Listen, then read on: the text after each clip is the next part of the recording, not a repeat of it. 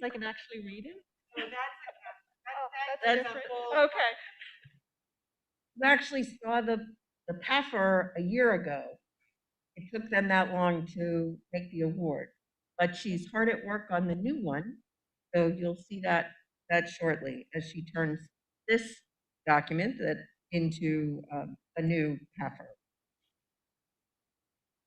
We also, highlighting Kathleen and Monty, I've had the honor of being included in providing feedback to the Government Accounting Standards Board.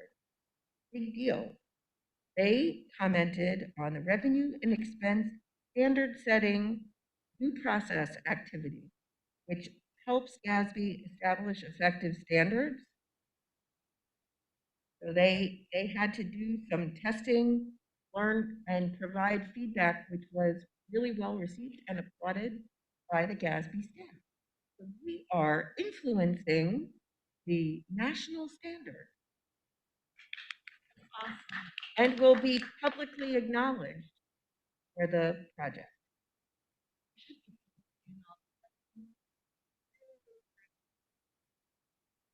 And then Maria was a panelist on the grade level for Maria.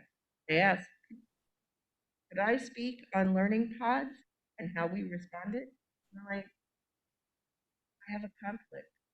Maria hates public speaking. She thought she was going to do a little, like 5 minutes, and she was a featured speaker.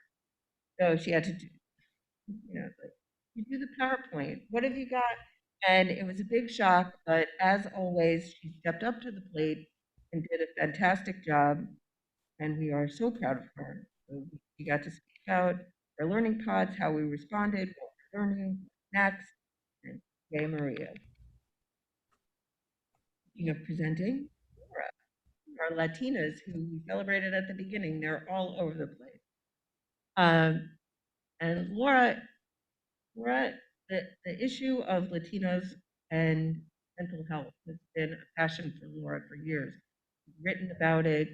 She has spoken before, and this weekend she spoke. I'm not going to be able to say this. Rompiendo estigmas. No one can correct me, so we'll say that's how you say it. She spoke at that conference about mental health and the stigma for Latinas. There were, I think, 1,000 people who attended virtually. People are hungry for this information, and so we are so proud of her. All right. And again, spreading the wealth of knowledge that we have here at CSC. Sue and Carl were tapped as experts to inform the Institute for Healthcare Improvements report, Building an Equitable System for Post-Secondary Education, Transition, and Success, based on our Bridge to Life, CPAR, and racial equity work. That report was released in March, so make sure you all get a copy. And Andrew's baby, Broward Aware, had in April, cities and companies were asked to paint the town blue for Child Abuse Prevention Month. We've had many entities light up. You see some of the blue hanging out there. They either planted pinwheel gardens or lit up municipal structures in blue. Those who lit up their structures include the City of Fort Lauderdale, Cooper City, Bank of America Building on Lacola, fountains in shops of Pembroke Garden. Those planting blue pinwheel gardens include the City of Weston, where former State Senator Commissioner Nan Rich helped plant pinwheels in front of City Hall, and we still have either proclamations or events coming up in Lauderdale Lakes, Tamarack, North Lauderdale, Margate, and Lauderhill. And I believe at the end of this, for those who are still we want to plant a pinwheel garden in the front as we originally do. We will participate in that. The City of Lauderhill did a tax forum last Thursday, and where they were trying to explain to their taxpayers why it is that how their millage rate comes to be and where all the money goes. So all of those people that you listed presented. Sandra said we had the best presentation because ours really honed in on, on what we do for the citizens of Lauderhill. We directed them to, I think you all have seen it, for those in the audience who have not, on our webpage under the data tab, you can find exactly what's happening in each city. There's a Tableau report, and you can click on the city, you can click on which which funding area, and see how many children and families in your area receive that service. I had had a little eye surgery that day, so I appeared with a patch, which seems a little, I had to reassure them I am not a pirate. When speaking about taxes, it didn't seem really great to show up as a pirate, but oh well. It gave you edge. Yes. And then we had the Girls' Voices in Broward County, which was sponsored by the Children's Strategic Plan, us. It was a symposium to strengthen and reform the juvenile justice system, highlight the use of restorative justice practices, and reconnect girls, families, and communities, including the girls' court model. And that was coordinated in large part by our own Asia, and I participated at doing the welcome. It's been a busy month. Okay. Next is the COVID-19. So we've been working, as you saw in the issue paper, with under the leadership of the Health Foundation of South Florida and Senator Commissioner Manrich. I never know what to call her. Anyway, they have created this campaign called I Did It with lots of support from Andrew. And as we had mentioned before, you probably saw in the issue paper, we had asked them, we are contributing some of our already purchased media, but they did ask us to provide some additional funding, as you see in the issue paper. And you'll see some of the materials. It's really, they did a lot of research. They had a great marketing team, and they're trying not to tell people what to do, but rather to highlight both people who have done it. That's the I did it. So they're real people from their community who are explaining they did it and why they did it, and then trying to address the question in a very actual, straightforward way. And it's available in English, Spanish, and Creole. They're working on Portuguese. They looked for people who look like the community. Andrew, do we have the PSA to run? I know They're not available yet. They're waiting for the actual official launch on April 21st to release and unembargo the PSAs. so we've been negotiating that. So next week, we're having a big launch at, well, it's been moving. Anyway, there'll be a big launch, big unveiling. They really want to make a big deal out of this. So if you are willing, I think the next thing is to vote on the dollars to support the campaign. So we do need a motion. So moved. Second. Second. Thank you. Any discussion? Yes, go ahead. Hi. So just in terms of furthering this, I know that on my own social media, when I got vaccinated, I posted it, and is part of the campaign a hashtag where people can basically be kind of part of the message and say, I did it too, where you can actually go in and see not just those who were chosen to represent the community, but people can choose to show that they've also done it. Yes, thank you for asking that question, because I should have mentioned that. It is hashtag I did it SFL. Right? Did we add the SF? It was originally just I did it, but I guess they added the SFL. The SFL relates to the website, but the hashtag is hashtag I did it, hashtag lo hice en español. LOHICE.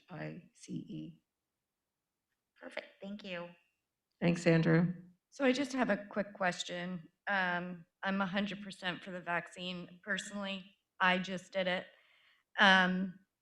I just want to make sure that any PSAs we're putting out or any documentation is updated with any new things that are coming about. I want to make sure we're protected in that information that we're sending out to the community. So I don't know if Paula wants to address this, but the Department of Health is a partner in this campaign, as well as the county and the Health Foundation of South Florida. So they have committed to keeping that information up to date and making it factual. And it also does address, you'll see in very clear, can there be side effects? There can be side effects. But what they are and the risks versus the benefits, trying to lay it out for people in a way that they can make their own decision while also encouraging it. Paula, did you want to add to that? Yeah, so we are working as part of that group. We're also working with Broward County on their campaign, which is very complementary to the I Did It campaign. We did let the Health Foundation know that we really couldn't be responsible for reviewing their website content on an ongoing basis because it is a rapidly evolving situation. And we at the Florida Department of Health in Broward County really can only drive people to the CDC website as well as the Florida Department of Health website. But the Health Foundation, did confirm to us that they were using those as data sources for updated information, and that they would keep that information updated. Yes, Kathy. And have we addressed yet, I know this is all brand new, but the Johnson & Johnson situation? Because once it's rectified, that would be nice to add a piece that, yes, that's safe, or no, it's not, but yes, it is. I'm sure it will come through. I know that was a big piece of the community. We're going to get the one shot, and that if that's not addressed in this campaign, we might be missing something.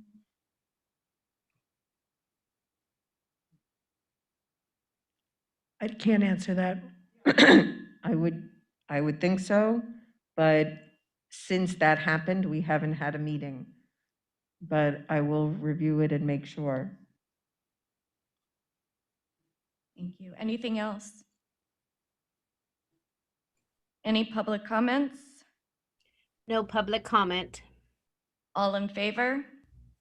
Aye. Aye. Any objections? Any abstentions? Great, so moved. Thank you. Okay, the May budget retreat.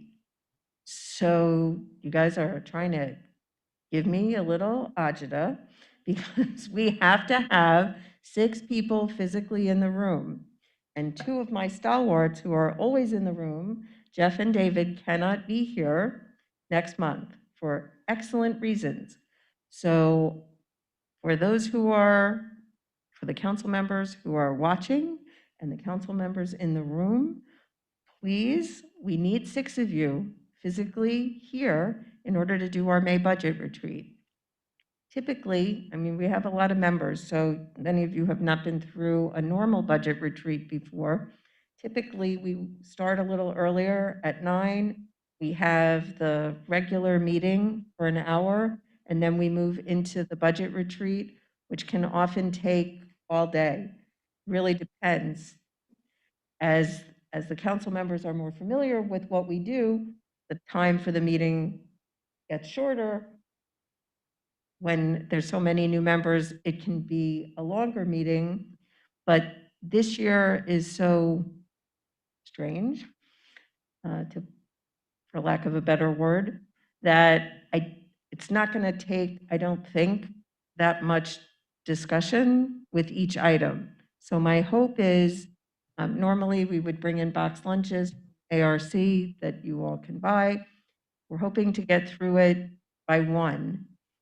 So if we can have you here by 9, we'll try to get through the budget retreat by 1 with no break for lunch, though perhaps we'll let you get up and stretch your legs in the middle. Is that okay with folks? It's the regular May May 20th. 20th. So we'll start a half an hour earlier than usual. It'll start at 9, should end by 1, no lunch. The 4 of you being, the 4 of you, can you all be here next month? Yes. Okay, so 2 of you who are watching, we need you here physically in the room. Amy will be in touch. Otherwise, we cannot pass our budget. Yes, please, everybody, if you could try to work your calendars around that day in order to be here in person, that would be fantastic. Thank you. Any questions about that? Okay. The legislature, it's an interesting time. They are supposed to adjourn sine die on April 30th, but a lot is up in the air. They have not yet announced the conferees for the budget, and there's speculation that it'll start next weekend. Who knows? You know, they like to keep us guessing until the last second. I will say that Megan has been doing her work from afar all session, but will be going to Tallahassee. She's gotten her both shots, so we felt safe with that. And she's going to be up till they go sine die, because we do have several items that are like getting close that we want to make sure make it all the way. The expungement bill, which we've been working on for the last couple of years, has passed the Senate and is awaiting action in the House. We're very excited about that. There's some other work on juvenile diversion. The early learning bill is going through some interesting twists and turns. Economic self-sufficiency. They're all getting there, but hopefully we can get them across the finish line before the 30th. And then the budget, God knows. A lot of confusion around how they're going to handle. I'm sure you've all been reading what's going to happen with the federal money coming down. Are they going to use it? Are they not going to use it? Are they going to plug holes? Are they still going to cut the agencies? Who knows? Okay, that's it for me. Any questions? Okay, thank you, Madam Chair. Thank you, Cindy. We're going to move on to Maria for the CPO report. Good morning, everybody. Can everybody hear me okay? Yep, okay. So there are 5 issue papers under my report. First issue paper has to do with the Youth Force Leap High 2021 expansion RFP. What we're bringing forward to you is a list of raters for that RFP. You may remember that in March, you approved to add an additional $3 million to our middle school and high school after school and summer programs to be able to reach more schools that we're currently not providing services at and or community locations next to those schools. So the list of raters is attached. The rating committee will meet on May 5th. We're anticipating that we'll need 2 rating committees, and the council policy is that council members may serve as raters, and we'd love you to do that. Can appoint raters as well, in addition to the community raters that you see on the list. Can we? Motion to approve. Second? Thank you, Donna. Any discussion? Any public comment? All in favor? I, Aye. Actions? Any abstentions? Thank you, so moved. Thank you. So the next issue paper is the Museum of Discovery and Science, their Everglades Eco Explorers Program Leverage Request. So the Museum of Discovery and Science has for 24 years been hiring disadvantaged youth as part-time interns. And they launched a program in 2007 tailored to hire young adults in the transitional independent living system as interns.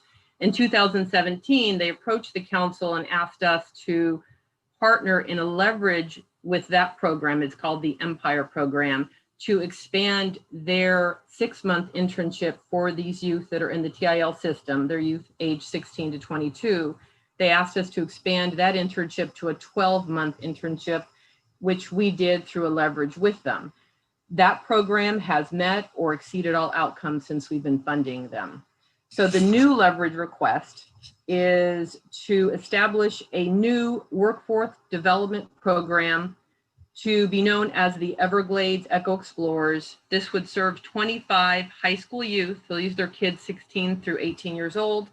The proposed program will provide youth with summer, after school, and weekend environmental education and workforce development training, and also will provide project-based field studies. Youth will acquire workplace skills and infuse the knowledge they gain in their training into their after school and weekend positions at MODS. In the spring, youth will also assume a leading role in the Youth Climate Summit. The Youth Climate Summit is a platform for 1,000 Broward Middle School students to advocate for policy change, share their climate action plans, network with peers, elected officials, and scientists working on sustainability issues. The summit is held annually in collaboration with the Broward County Environmental Planning and Community Resilience Division and Broward County Public Schools. The 25 youth for this program will be recruited from 3 schools that are nearby MOD. So these schools are within 3 miles of the museum: Dillard 6 through 12, Stranahan, and Fort Lauderdale. These schools serve predominantly minority students from low-income families, with an average 76% of children receiving free and reduced lunch. MODS has secured $75,000 in leverage funding, and they are requesting from the council $31,000 for this fiscal year. And for next fiscal year, it would be up to $75,000 to fund the Everglades Eco Explorer program. Motion to approve. Thank you. I Discussion. want to do this. Kathy, question? yeah, Maria, question. Is there a list of employers that are partners in this program? So when Beam actually takes the program, who would he be working for in the end? So the 25 youth that will be recruited for the Everglades Explorer program, they'll be working at the museum and they'll be receiving stipends. So it's a little different than our current internship program with U Museum. Our current internship program, they receive a minimum wage.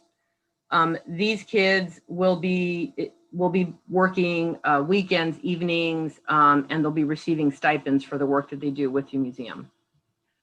I did understand that.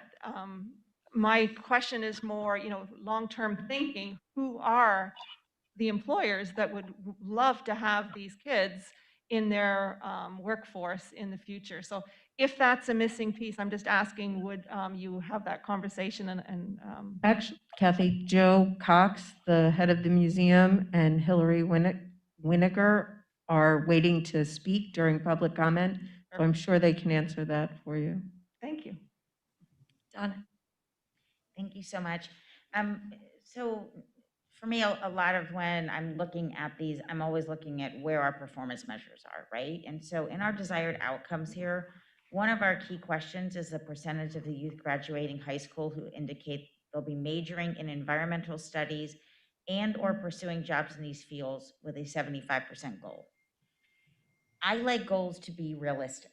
And I can tell you that I might choose engineering as my field of study and still have a goal of a positive impact when it comes to ecosystems. Just because I'm not in environmental studies doesn't mean I'm not going to pursue something that my job and career could significantly impact that. And I say engineering because you could easily say, well, how does that tie to this? But there's a vast amount of ways that engineering could tie to this, and yet it's not in that kind of very defined scope. So I guess one of my feedback would be, I want us to have measurable goals that are achievable and yet still get us to that end game. And as I'm reading this, unless you're working in a field, you only have two options. One is pursuing a job, which means then you're potentially not going to school, or maybe you're going to school and you're working. But the other is, if you're in school exclusively and you're not working, only if you choose environmental studies would you be considered successful in that goal. And I'm a little concerned that that may be a little too limiting to still say there was a success in this area. So that's my only feedback. I don't know if there's anything we can do about it at this point, but I want us to have success, and I think there are other measurables to be able to define what that is. Thank So you. Donna, absolutely, we can renegotiate that performance measure with the museum. Okay, and I understand the concept, so I want us to achieve the concept, but I also want us to be able to show their success, and we easily could be successful, even if they're not in those two very specific realms. So thank you very much. Yeah. That is a good point. Thank you, Anna. Any other discussion? All right, so we have Mr. Joseph Cox as a public comment.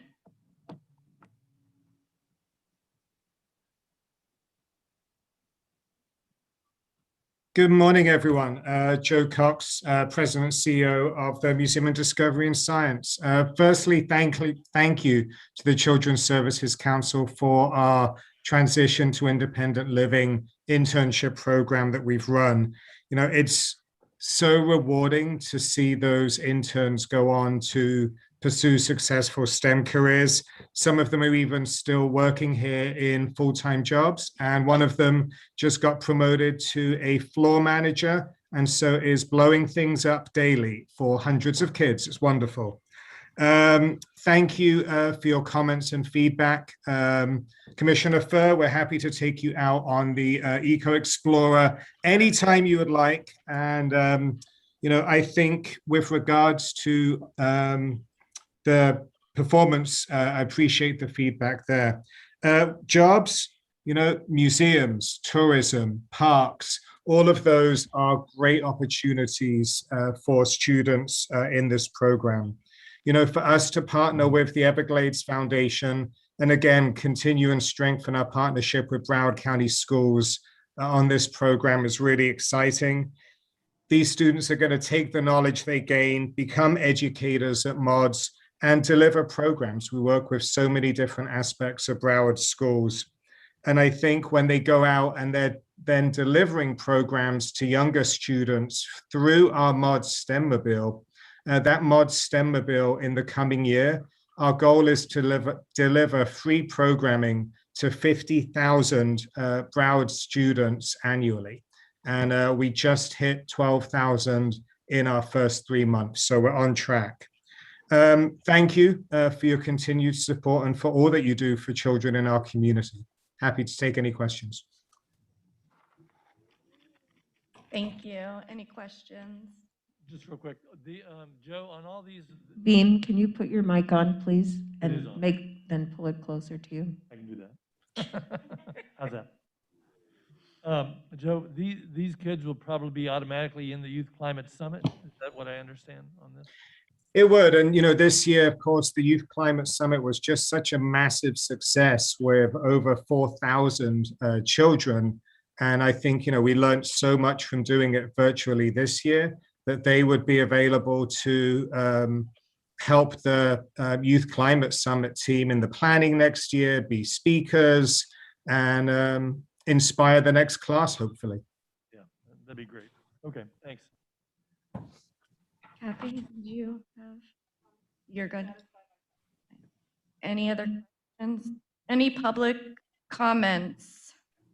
Hillary had also said she wanted to speak. Hillary?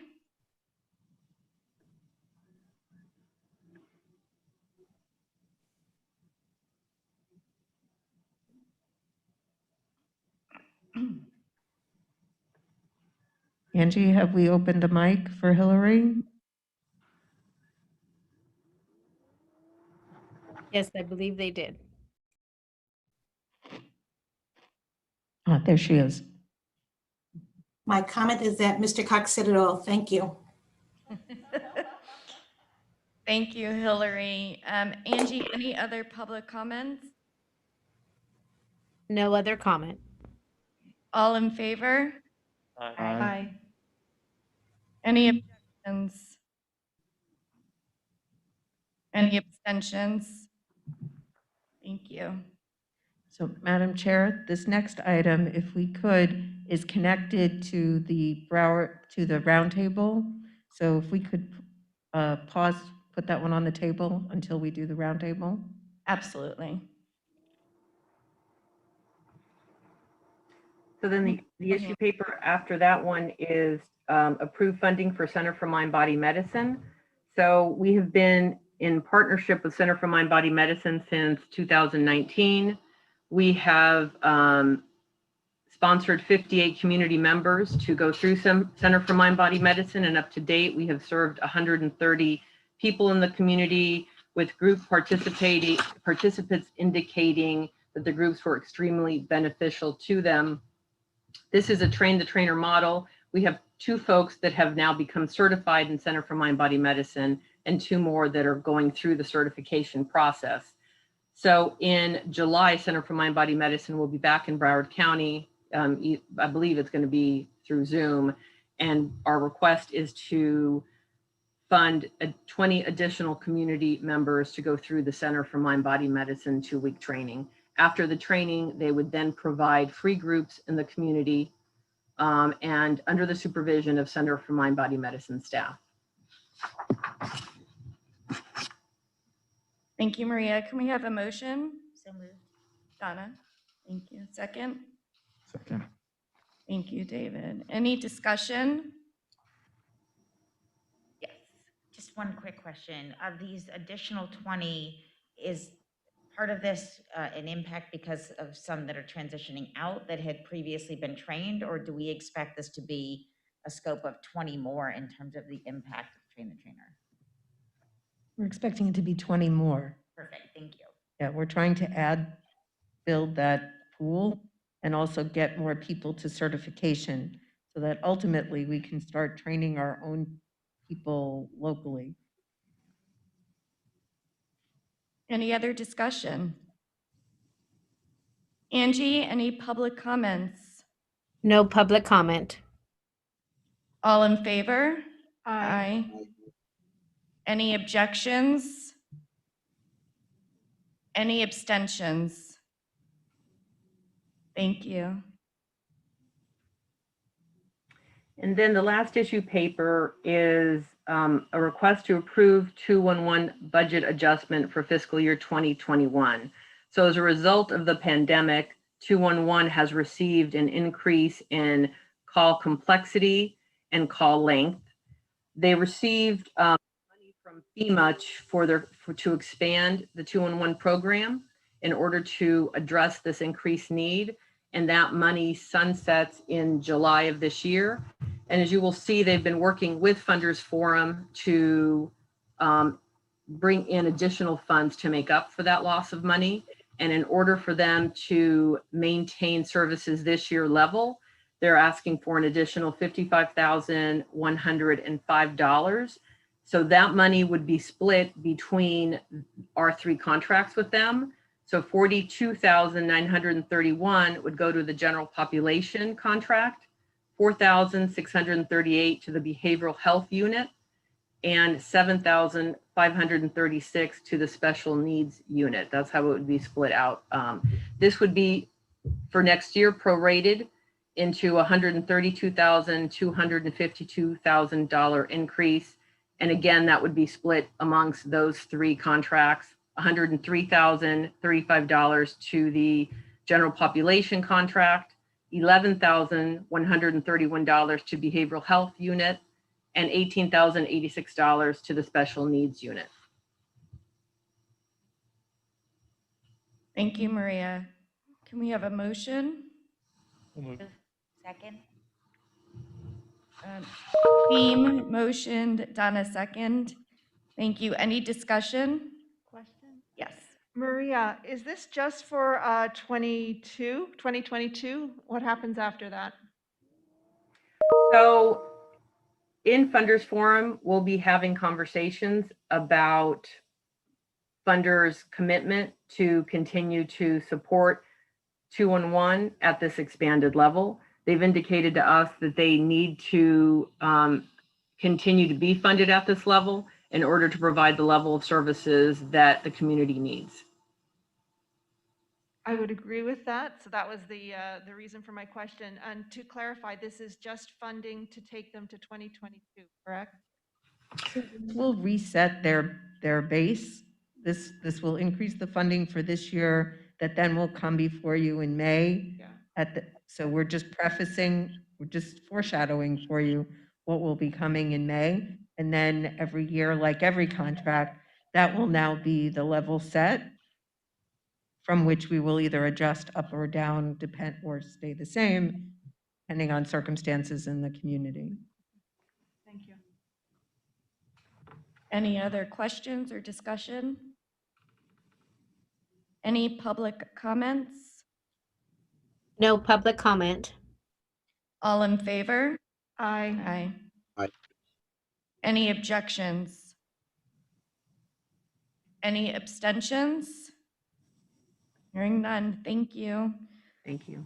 Thank you, Maria. We're now going to move on to Sue for the CIO report. Hi, good morning. I have 2 issue papers for your consideration.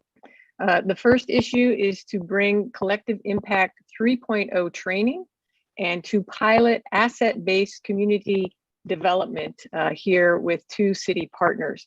As the issue paper indicated, 3.0, Collective Impact 3.0 and asset-based community development are opportunities to really operationalize and advance CSC's commitment to racial equity, as well as our community engagement with the Children's Strategic Plan. If you don't have any questions, I just will need to modify. There are 2 actions for this issue paper. The first action is to approve the Tamarack Institute, who would be providing the Collective Impact 3.0 training.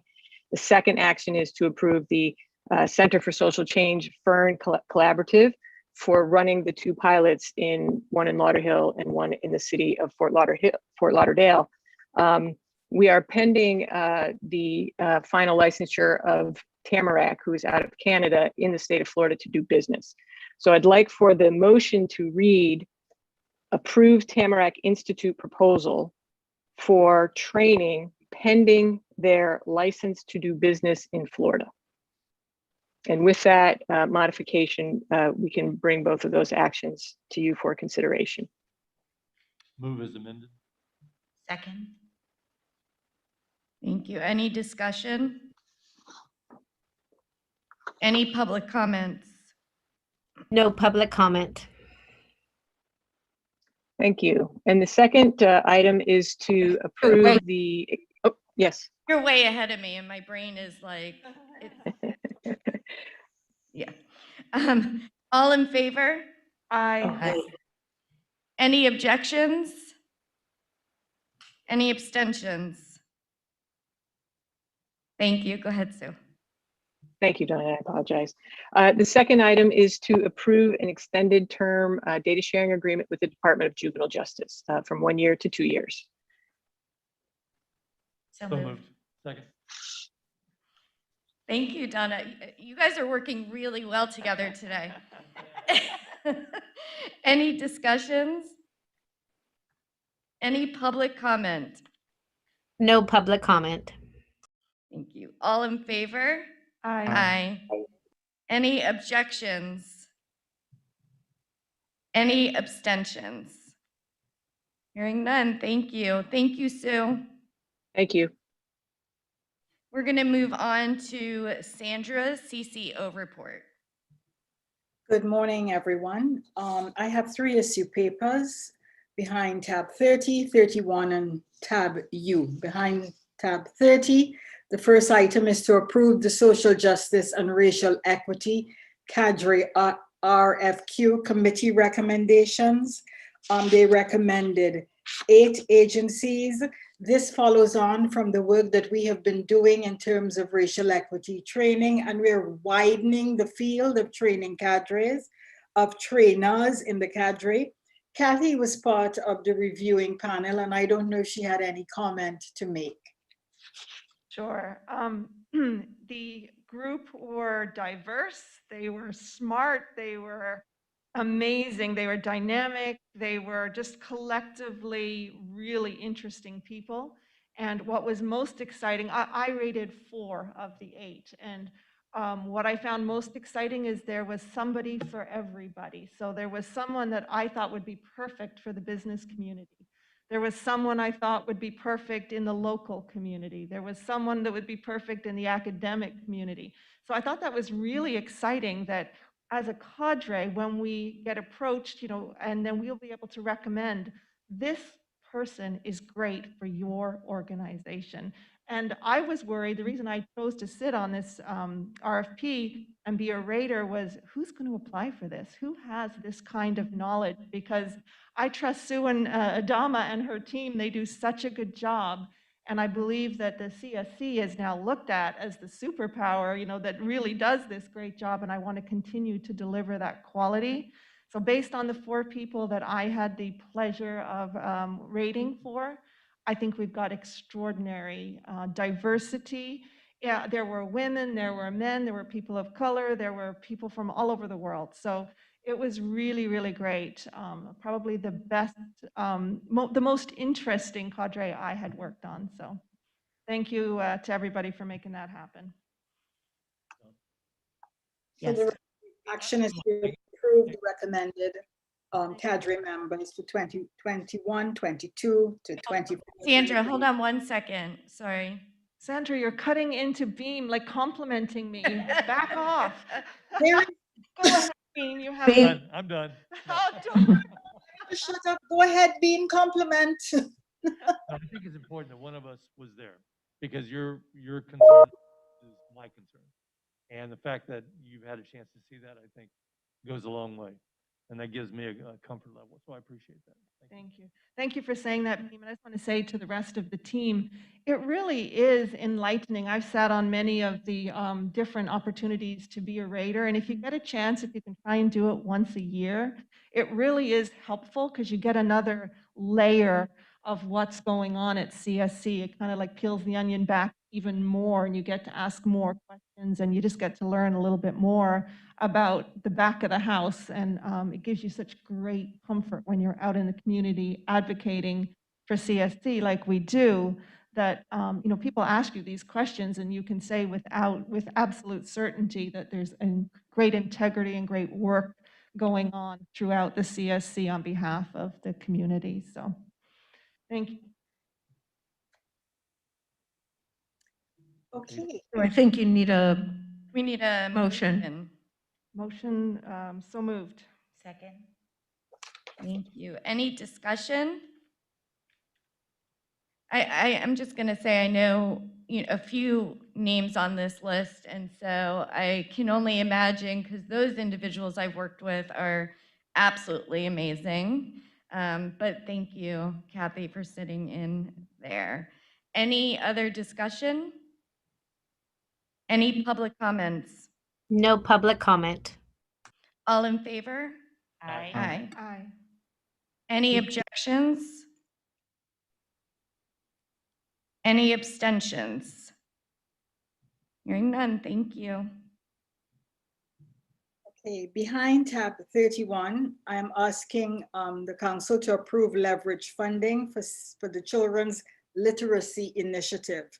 They've been in Broward County working with Broward schools for the past 6 years. They have been a very good partner for literacy in our community. They are bringing a new investment and a new program to Broward County in 2021. And it's all to achieve improved kindergarten reading. The project is anticipated to serve 26 pre-K implementation sites, both district operated and community based, which is pretty exciting. Dr. Lori Canning cannot speak enough about how excited she is about this opportunity. I'm asking you to approve the leverage funding. Thank you. Motion? So moved. Second. Thank you. Any discussion, Donna? Thank you. So I'm excited about us being able to continue to support what's being brought forward from the Children's Literacy Initiative.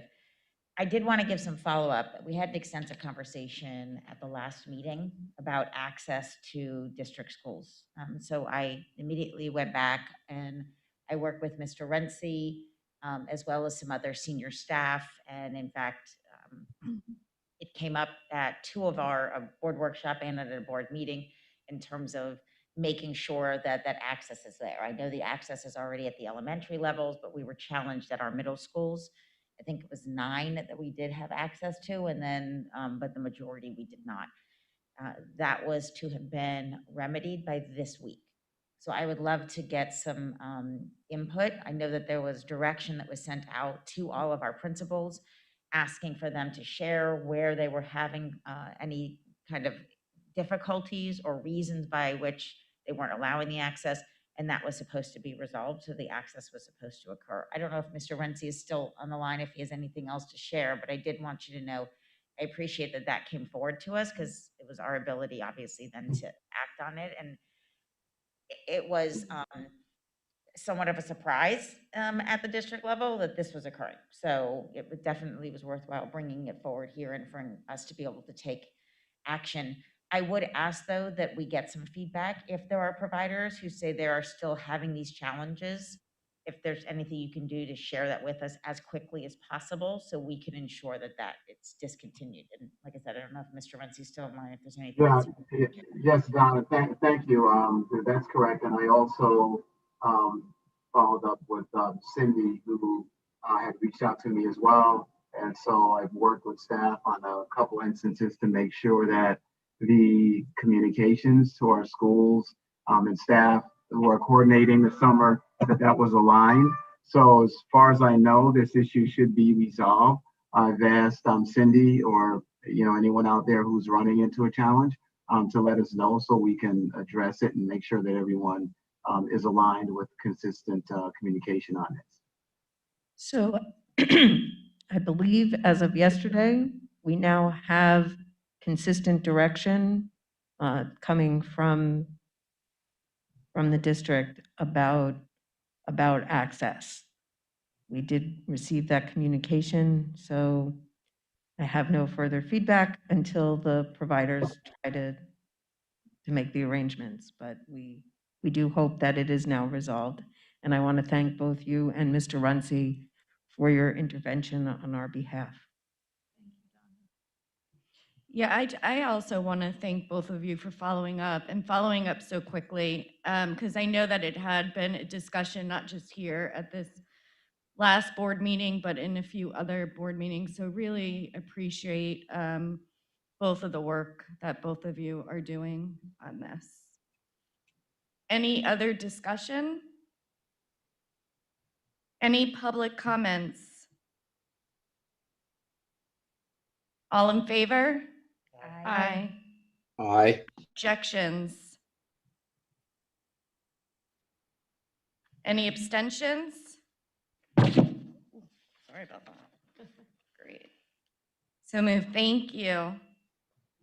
So behind tab U is an issue paper. The action required is to approve revenue from ELC and related expenditures to Kessler Creative for the 2021-2022 Family Resource Guide.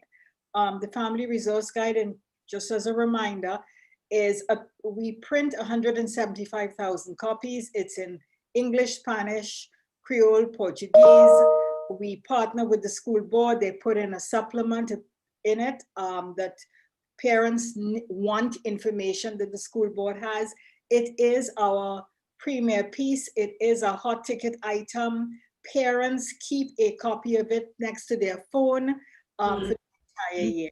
So it's always nice to get money to offset some of those costs. I will shut up now. Thanks, Sandra. Can we get a motion? So moved. Second. Thank you, Beam and Kathy. Any discussion? Just, when does the next one come out? What is the date of publication? I think August. We're in the midst of putting it together now. Or July, August. It usually comes out. Okay. The articles this year are really thought-provoking, more so than other years, and we solicit written pieces from local source experts. Okay, thank you. Any other discussion? Gary, are you on the line? Because I do have a question for you. Yes, I am. Thanks, Gary. So I'm a board member of ELC and also CSC. So the question is because we're accepting money from ELC, do I need to abstain from this vote? Yes, you do. Okay, thank you, Gary. Any public comments, Angie? No public comment. All in favor? Aye. Aye. Any objections? Dawn Liberta will abstain due to being on the ELC and CSC board. Thank you. You want to register the count on that instead? Yeah, do we have to do that? Might be a good idea. Okay. Just so- Beam, are call. you saying a roll call? What is, how many people do we have on right now? Enough. We have. No, I'm not worried about enough. Just to make sure that it reflects that there's an abstention, that's all. Or just say, I guess if you just say yours. Yeah, so does Gary, do you think we need a call on it? No, as long as your abstention is noted, you don't need a roll call. Okay, I noted that. Thank you. So we're going to move on to Monty for the COO report.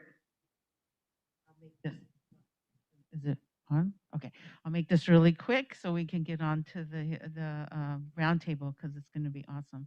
So I have attached the financial statements for the period ending March, and behind that is the purchases.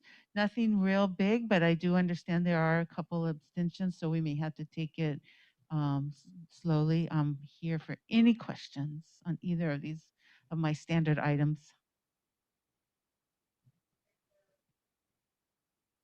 Donna has a question.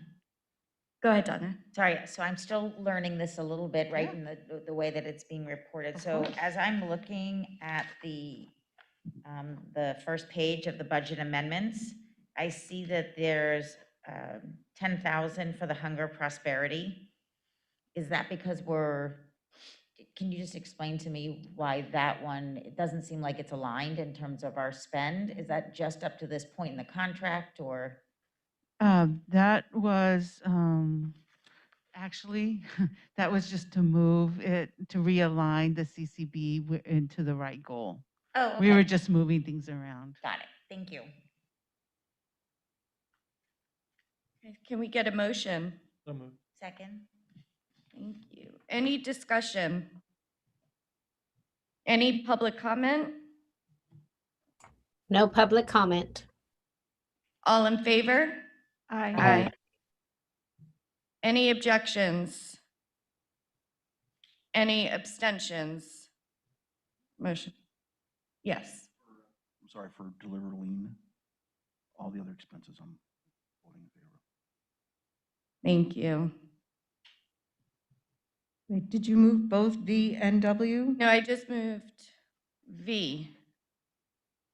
So not yet. So, yeah, I think on the Okay. next one. Sorry. Any abstentions? Okay, motion move, thank you. Now we can.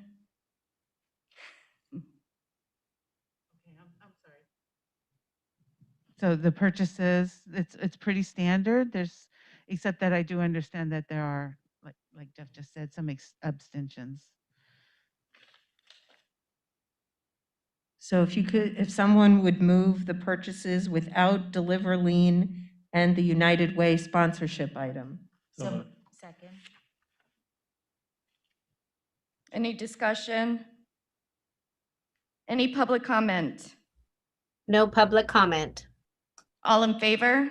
Aye. Any objections? Any abstentions? Okay, so we can now move. Now you need a motion on Deliver Lean. So moved to include the other two. Second. Yeah. No, can you take them each separately? Oh, Different okay, yeah. people need to abstain. Sure. So just United Deliver Way Lean. If you could move the funding for Deliver Lean. So moved. Second. Any discussion? Any public comment? All in favor? Aye. Aye. Any objections? Any abstentions? Can you, Jeff, say it on the record? One abstention. Can you say why? Deliver Lean is a client of our law firm. Thank you. So now do we need a move? Now we need a Yeah. motion on the United United Way Way. sponsorship. So moved. Second. Any discussion? Any public comment? No public comment. All in favor? Aye. Aye.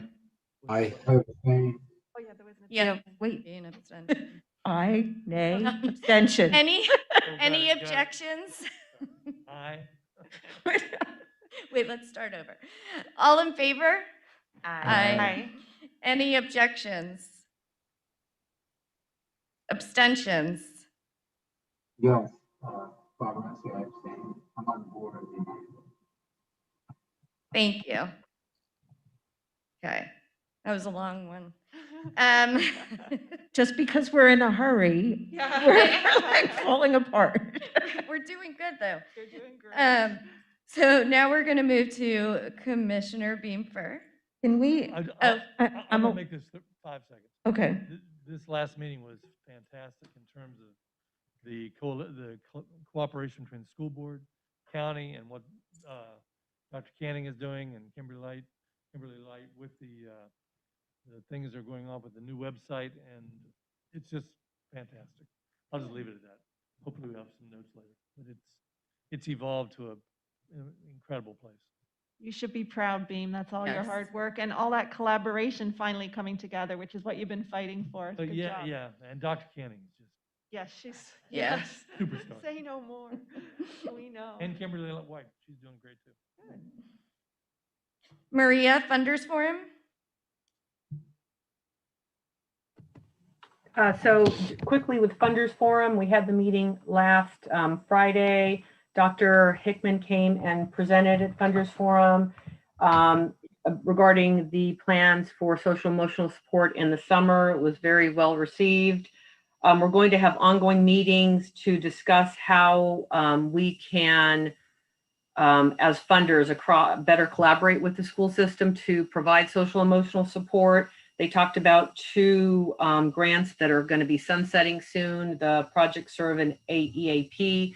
So what we're going to do next Funders Forum is have a presentation regarding behavioral health coordination program that was developed in Pasco and Hillsborough County public schools that's in collaboration with their Central Florida Behavioral Health Network. So they're going to be coming to the next funders forum to describe that collaboration. Thank you, Maria. Any public comments? No public comment. Thank you. We're going to go ahead and move on to the roundtables. Cindy, I'm going to pass that to you. Thank you. I am so excited about this roundtable. I hope you all can stay to hear it because you've heard me speak a lot over the last couple of years about the work that we're doing in the trauma arena, and it is now all coming together. This beautiful graphic illustrates, it's going to go on the RFP that's coming out, but the work really is so much more than just this RFP. And so we want to walk you through how all of the different departments are really working together in a way that is both advancing our trauma work and advancing our racial equity work. And you're going to hear from all of your chiefs today, except Monty, but I just give the money. she's involved behind the scenes. So this is to address our service goal 2.3, which is to address the negative impacts of trauma and provide resources to allow those impacted to increase protective factors and increase resiliency. As you know, we've been involved, many of the programs that we fund do support resiliency and trauma recovery, although they had not been necessarily explicitly listed that way until the MSD tragedy. And as we started looking at what resources we could bring to bear, all of that trauma work that we had been doing sort of came together. Of course, we had also been looking at it from the infant mental health standpoint, and the trauma, Dr. Thatchy had been talking about those adverse childhood experiences for several years. So all of that is kind of coming together. But also after 2018, then, because of the federal government, we wound up creating Eagles Haven. And when that happened, just to remind folks, many of you know this already, we heard from some of the other parts of our county who've been experiencing gun violence, although not in as dramatic a one-time event. It's a constant thing happening in their community that we're trying to deal with. And they challenged us, why is there not the same attention happening in other parts of the county? And we heard, well, we want an Eagles Haven. Can you replicate Eagles Haven? But as we dug a little deeper into what does that mean, it wasn't necessarily that other parts of the community never actually wanted an Eagles Haven. They wanted more of the idea of an Eagles Haven. They wanted to see the outpouring and the supports that started us on this 2-year journey to make sure that whatever we did was done with a racial equity lens, done with the community, not to the community or for the community, but rather is, to use one of Sue's favorite words, co-created. COVID really delayed some of the work in ways that I wish I had brought you this a year ago, but at the same time, the learning gets stronger and deeper along the way. And I'm really proud of what you're going to hear from the rest of the crew in just a moment. So we started with using the network that we had and building with the grass tops, if you will, in the community to give us entry and credibility with some of the grassroots folks, families that had experienced gun violence themselves or were adjacent to gun violence. And that's really how we started the journey. And now I'm going to turn it over to Sandra to take you a little deeper into the community work that we've been doing. So as Cindy said, in order to do this work and to do it well, we acknowledged that we had to do this with the community, with a strong community input to reflect their vision, not ours. That became our base for moving forward, as it were our marching orders. We had to increase our coalition building in the 3 zip codes that our research told us should be targeted. So staff went on to engage local nonprofits and city officials to help identify leaders in their community and stakeholders, parents, youth, community members. These folks were well positioned to inform and support resiliently focused efforts. We partnered with Dr. Wes Olatunji, who's the director of the Center for Traumatic Stress Research at Xavier University, to conduct 6 conversations with adults and youth who were impacted by gun violence, to help center the work around their vision for the future, their lived experiences, and to identify natural supports that increase resiliency. The shared findings of Dr. Olatunji's report and recommendations. And then we took these shared findings of her research report and recommendations back to the coalition members to ensure that the planned next steps were in alignment with their vision, their needs, and their priorities that they had expressed throughout the process. A sentiment expressed by many community members has been a lack of knowledge about existing resources and programs available to help address mental health and trauma. Last month, you approved $40,000 for us to educate the community about mental and behavioral well-being resources related to this topic. And how are we going to use that money? How, in fact, have we already started doing that? We've been leveraging longstanding relationships with a wide spectrum of media partners and community members to educate and inform the public about existing local resources and to increase the usage of grassroots, community-based businesses addressing trauma. We are using the power of local media to stay connected to and with the community. To strengthen and we are strengthening and using custom-tailored communication and feedback pathways to keep engagement strong and ongoing. So it's like a loop, a continuous loop. We put stuff out and we are checking to make sure that it's correct, that it's working. And so we keep on tweaking, keep on tweaking. We're working collaboratively with trusted, lesser known, under-resourced niche media, including entrepreneurs and influencers, YouTube, Twitter, Facebook, Instagram, TikTok, etc., who are currently sharing content and news in their local communities. There is an informal network of information that is already being shared with communities using these social media platforms. We are harnessing the power of current partnerships to provide capacity building opportunities, coaching, technical assistance, and greater access to opportunities for under-resourced and niche media outlets, influencers, and community leaders.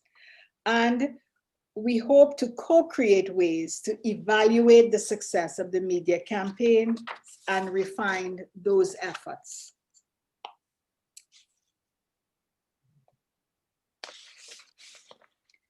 The next piece is about capacity building. Additionally, we recognize that trust is an essential part of this process. And they part of the process. And we'll come back to you in a few months with more details about this part to strengthen local nonprofits and already existing providers providing services in those targeted areas. But we know now that capacity building will seek to remove barriers that inhibit organizational advancement for marginalized, minority-owned, and niche child and family-serving businesses. We know this because we've been doing this work and we've been getting better and better and better at it over the past years. We're going to be using an emancipatory framework, which really is about including the community, getting their feedback and using that feedback to inform the kind of work that we do. We're going to CSC staff, business leaders, and the community are taking a strength-based approach to identify the existing businesses that make up local resiliency support networks and determine how capacity building funding can enhance culturally responsive services that build resiliency and mitigates the impact of trauma. We're going to make sure that there's training in emancipatory research techniques, best practices, and technical assistance will be provided to nonprofits awarded the grant. CSC staff, community members, and partners will work to support capacity building and resiliency effort. These collaborative efforts will demonstrate the vital role culture-centered and culturally responsive niche organizations play in our systems of care. And the emancipatory approach will be used to evaluate the process and outcomes. I think it's over to you next, Sue. Maria. Thank you. So this part of the presentation is connected to the issue paper that we will need a vote on. So I'm going to summarize as quickly as I can. So I'm excited to present to you the HEAL Trauma RFP. HEAL stands for Healing and Empowering All Living with Trauma. So HEAL Trauma RFP. The HEAL Trauma RFP, it builds on the strengths and resiliency of families living in communities that are overburdened by inequities in resources, racism, and trauma. This RFP will procure services to create local networks of community mental health workers. This is one of the recommendations in Dr. Olatunji's report, and it was to create place-based, culturally appropriate mental health supports. The community mental health outreach model is a community engagement strategy that will increase access and utilization of mental health services in underserved communities. Community mental health workers will be an integral link that connects disenfranchised and underserved people to the social service system, including mental health supports. This strength-based model accesses and nurtures the social capital inherent in all communities. Staff presented this model at a recent community meeting and received strong support from the community members. So quickly, I'll tell you the role of the community health worker. The central role of the community health worker is that they're going to be a trusted community member who provides outreach to other community members and links them to services. The community mental health worker will be recruited from the communities that we are proposing to serve. They will be advocating for system change with input from other community members. And Sue will talk about the community-led advisory boards that will nurture this information so that there can be system change within the mental health system and other systems. The minimum qualifications for the community mental health worker is a high school diploma or a GED. These folks will receive 30 hours of training from a licensed mental health counselor, and then they will receive 500 hours of work experience practicum in a social service program. The trainer that's going to do the 30-hour training will also provide coaching while they're receiving the 500-hour practicum experience, in addition to a master's degree person who will be the practicum site supervisor for these community mental health workers. After they finish their 500-hour practicum, they will be eligible to take the state of Florida certified community health worker exam. And the trainer, who will be part of the 30-hour training and also part of their 500-hour practicum, will also help them prepare for this certification exam. The folks that go through this community mental health worker track will be eligible to be employed by the HEAL Trauma awarded agencies. So just to give you Sorry, I'm just going to interrupt for a quick moment so we could go ahead and take a vote on this, and then we'll continue the roundtable. I want to make sure we have quorum that we're able to go ahead and get through this. So, do you want me to summarize the issue paper real fast? Yes, please. So the request is this, Broward Behavioral Health Coalition will be paying for the training, for the 30-hour training, and will be paying the consultant to work and coach these 25 community members in their practicum. What they're asking of us is, will we pay the stipends for these community mental health, for these community members to do the 30-hour training and the 500-hour practicum. Stipends are $10 per hour for these folks in the community to participate, in addition to a performance pay bonus for the supervisors at the practicum. So the practicum supervisors will be taking on up to 5 of these community mental health workers to supervise them during their practicum. So that's the ask in the issue paper. There is an additional money being requested. We can do this within the current budget that we have with Broward Behavioral Health Coalition's trauma counseling program. Thank you, Maria. Can we get a motion? So moved. Thank you. Any discussion? Quickly, Maria, was there any discussion about paying them $15 an hour? There wasn't a discussion about that. Currently, right now, Broward Behavioral Health is doing a pilot program in the Hispanic community, and they're paying them $6 an hour.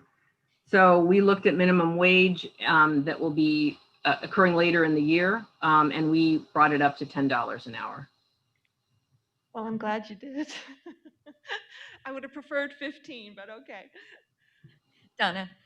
So looking at the larger conversation, this is obviously just a part of this overall plan, correct? Because you also talked about the entrepreneurs and the influencers, which this is not part of, but I assume for us to do the entire scope of it, you'll be bringing other parts back to us, correct? Yes, that is correct. And even this piece, the health workers, we're kind of getting the workforce prepared for whoever wins the HEAL RFP. So the HEAL RFP is going to be about the community and managing these community health workers. That's the part that's going to be released. Maria will finish that in a moment. But when that gets awarded and they go to look for community health workers, the fact that we will have already had 25 people trained will provide them with a workforce to choose from. So these people are not guaranteed to have a job at the end, nor are they required to work for the agency because you don't know who it's going to be yet, but they will be prepared and ready and for the work when it happens. Then once the award is made and we know how things are working, I expect we'll do these trainings again in the future. And we are in discussion with CareerSource to see if they would fund the training in the future. So that actually was my second question, which is, was this seen as one-time funding, or do we see this now as support in trying to be able to have these the mental health workers trained and in our community? So I expect it will be an ongoing, but for right now, BBHC is funding the actual training, and all we're being, because they have money from elsewhere, we don't know if that's going to continue in the future. We were asked in this case just to do the stipends, but I do expect that as we move down this road, we'll need to make sure there's a continual pool of people who can fill this role. And this is kind of normal for us. I mean, we don't normally train them before the RFP comes out, but if we require people to be certified in a certain modality in the program, we will pay for the training for them to be certified in that modality so that the services can be offered to our level of expectation. Perfect. Thank you. Any other discussion? Any public comments? No public comment. Thank you. All in favor? Aye. Aye. Any objections? Any abstentions? Motion moved. Thank you. We're going to continue back with the roundtable. Thank you sorry for the interruption. No problem. So just to describe the service model, the community mental health workers are going to be working in communities such as Deerfield Beach, Pompano Beach, Fort Lauderdale, and West Park. These are the communities that participated in Dr. West Olatunji's 6 community meetings. The awardee agencies will have a minimum of 1 team, and the team will be comprised of a master's degree clinician, 1 lead community mental health worker, and 3 or 4 community mental health workers. We're going to offer the opportunity for learning communities where these awardee agencies will come together and talk about lessons learned, and we're looking at doing that under the guidance of a licensed clinician. The awardee agencies need to have experience providing community-based services. And I just want to reiterate, the community mental health workers will not be providing therapy, but they may encounter situations where they need the guidance of a clinician in order to connect the family. So that's why we're looking at a master's degree clinician supervising this team. And that's why we're looking at having learning communities with a licensed person who is helping them improve and move forward as a group of HEAL trauma RFP awardees. So to give you a time frame for the release, the community health worker training will begin this month. And once that training is done, they're going to move into their practicum sites. The HEAL trauma RFP is expected to be released in June. And the deadline for closure of that RFP will be in August, and will bring to the September council meeting recommendations for award, with services beginning once contracts are negotiated. And then Sue will talk about the co-equal emancipatory learning community and the co-design measures of success. Great, thank you, Maria. So combining the recommendations from Dr. West Olatunji, we're going to use emancipatory principles and practices to set up an infrastructure where we can answer 2 questions. First question is, how do we measure success, right? And the second question is, what are we learning together about the HEAL model, the system, and the community to lead us towards system change and transformation? So in answering those 2 questions, we need to set up both a program evaluation piece, which is really building on our experience of learning outcomes that you've seen in previous RSPs, where we co-design and co-develop the measures of success with the agency staff and some participants to really help us establish the most robust, equitable data collection and data analysis methods. Next slide. We envision coming out of this program evaluation work that's co-designed and co-developed and co-implemented, lifting up those questions that as a community and as a system, we need to dive more deeply into. And so we're seeing that there will be opportunities for what we're now calling emancipatory participatory action research. So based on the knowledge that we've gained over the last couple of years with our community participatory action research, Dr. West Olatunji's recommendations around emancipatory work, we're really envisioning having some of these opportunities to create community-led, community-driven, co-researching opportunities to really address how do we improve programs, service system, and community conditions. And in the RFP will be specific requests of the agencies who are awarded to have their staff participate in the EPAR work, to have a system set up to be able to compensate the staff and the participants who will be co-researchers, as well as being able to provide stipends for people who participate in the research. And as we have learned through our CPAR work, having people trained in the racial equity workshop and the local history training are ways that we come to this work with a common language and a common understanding that really helps us design those program and system transformation opportunities. Next slide. And so when we put it all together, these are the elements that are, to Donna's point, really a multi-level, multi-approach to really bringing together supports with community to enhance resiliency. And so you can see here that this is going to be an ongoing structured process of learning and acting together to grow and enhance existing community resiliency. And so this concludes our presentation. As you have approved the issue paper, we can now open the floor for questions and comments. So just before you come in, I just want to add one of the, I don't know, fundamentals of the way I process information. I tend to see that there's all these threads. You know, we're often working on threads that you don't necessarily know how they're going to come together. And then suddenly they become this beautiful tapestry, and you can trace each piece back to its genesis, and then it becomes this beautiful picture. And I hope that as you listen to each of the chiefs talk about their piece, that you saw and heard a lot of things that were very familiar to you that you have been working on with over the years, your capacity building work, how that frames in the REI workshops and what that has taught us. We've talked about Dr. West Olatunji, the trauma work. Everything is sort of all making sense.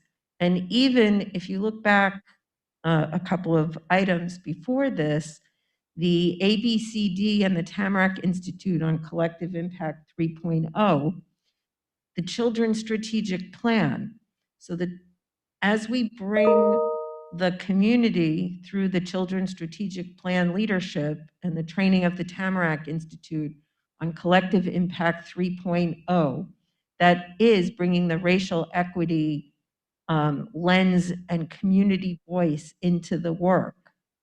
In these three or four communities, we're going to be focused on the trauma. But in those ABCD communities, it's going to be whatever they are interested in, whatever comes out of that work. And it is not our intention that this is CSC only. There's no way that CSC is going to be able to solve every issue that comes up through all of this work. And You do a pretty certainly, good job. thank you. And certainly in the behavioral health arena, we are not the leaders, but the Broward Behavioral Health Coalition, Sylvia Q, has been amazing throughout all of this.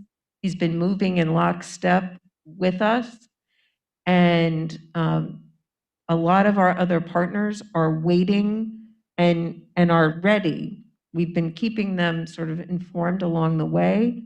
So I do hope and expect, like so many things that we seed, you're going to start to hear and see so much more of this, you know, spreading, and so many more partners coming to the table. You know, it was 15 years ago. I don't know, I've lost track of time, when no one here was doing results-based accountability, and I had no idea what it was. Now, everywhere you go, everyone's talking results-based accountability. Only the people in this room probably know that that started with us, but doesn't matter. The point is, it spreads and then becomes the common language that we all use. And we're hoping that this is, again, one of those level-setting exercises that will create much broader change than just what CSC can effectuate on our own. And now, we'll take any questions. So any questions?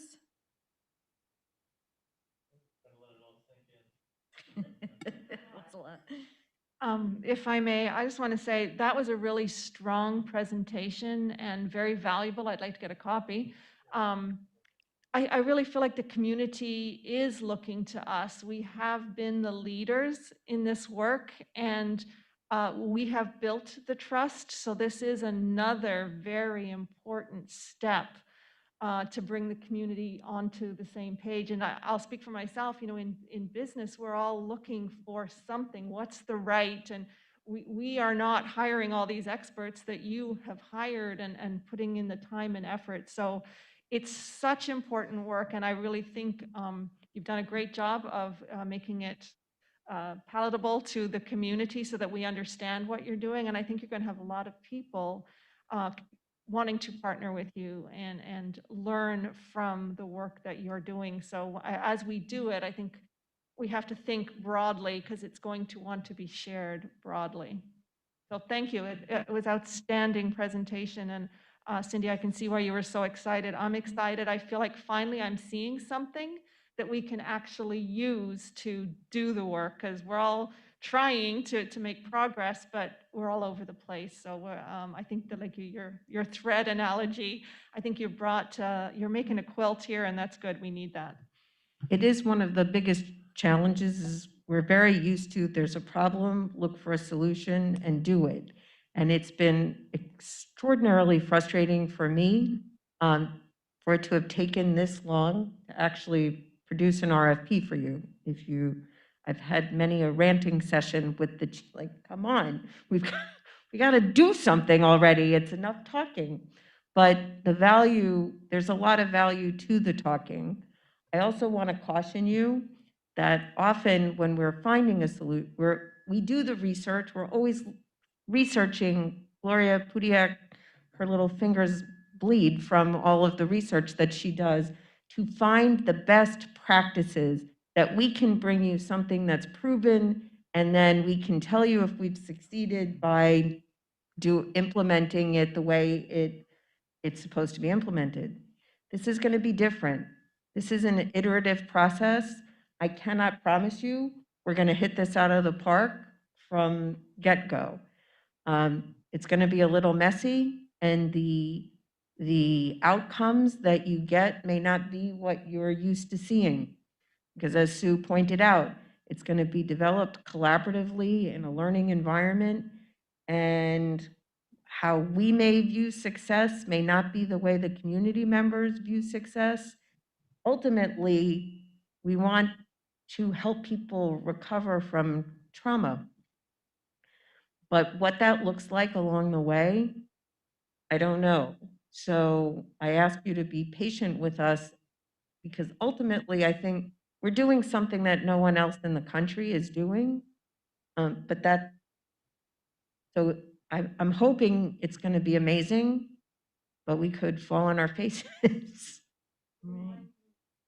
It reminds me of 5 years ago when we started doing the racial equity work. And, we said then you had to be brave and we had to be prepared to stumble. And I think it's the same with this. And if we are paralyzed, we're not going to move forward. So thank you for being brave. And this is great work. I'm looking forward to doing it.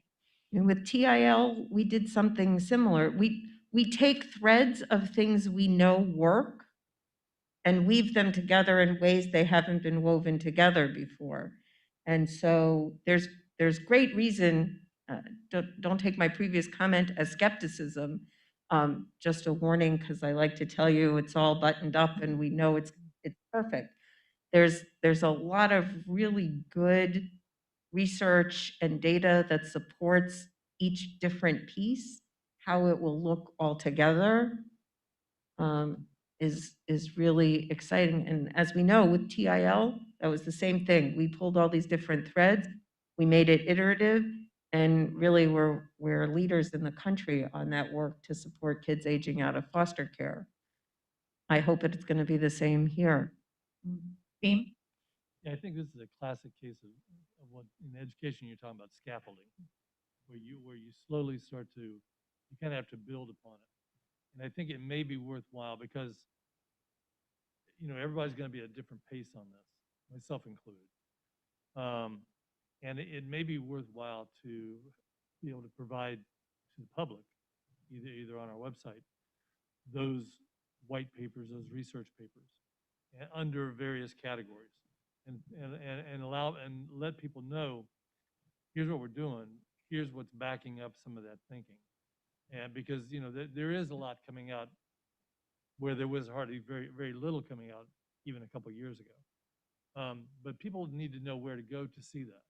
They need to know where to find that information, and they need somebody who's reviewed it first, so that they're not wasting their time on a paper that doesn't have credence to it. I think it might be, I know I'm sure Paul has done a lot of that research. I know Sue has, and if they can help us on some of that, by saying, you know what, here's a couple things to be reading while we're going along, and then put that out to the public.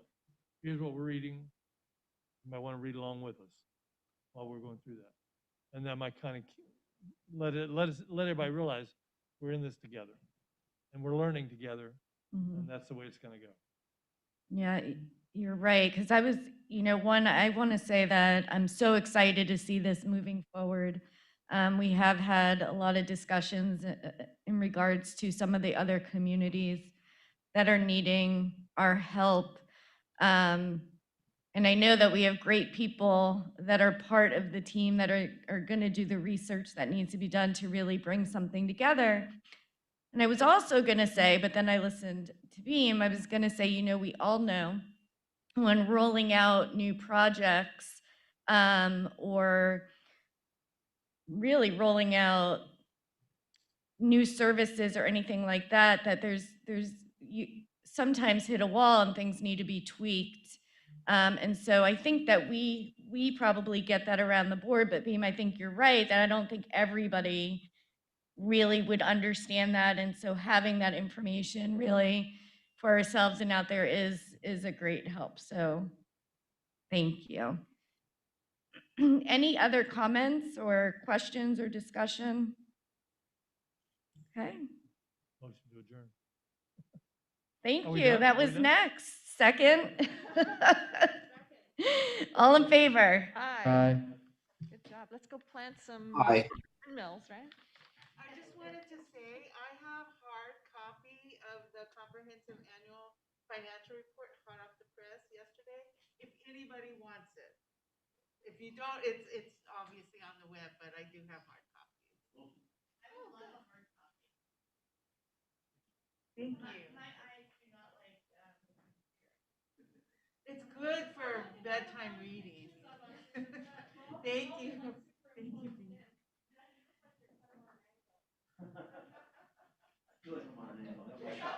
In my shop Monday. Thank you. Yeah, I think so. Good luck on your shot. Are you getting your second one then?